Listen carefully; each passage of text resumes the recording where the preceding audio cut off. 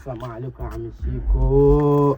ايه يا وحش؟ ايه يا ابني؟ انا جيت لك النهارده. بص خلاص مفيش حاجه الحمد لله، اعوذ بالله من الشيطان الرجيم. بص عالجت من كل حاجه، ما عنديش اي حاجه. اتعالجت؟ ايوه الحمد انت لله. المره اللي فاتت كنت بتضرب نفسك. مش عارف يعني الدنيا تمام لا معاك؟ لا لا تمام يا عم شيكو. بقيت الحمد لله تمام؟ لا طيب انت عايز تعمل ايه بقى؟ عايز اسجل مهرجان. طب يلا بينا بقى نركب الصاروخ. يلا. وطالما انت اتعالجت بقى الحمد لله يبقى خلاص نركب الصاروخ يعني.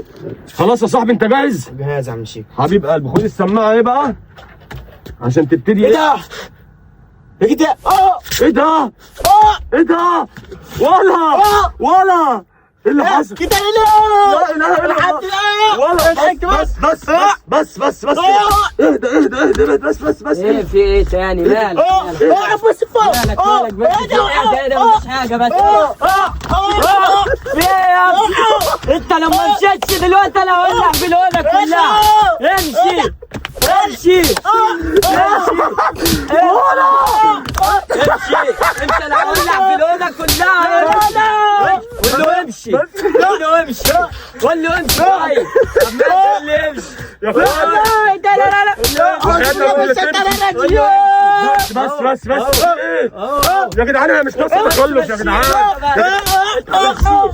مشيه بس مشيه انا ناقص تخلف.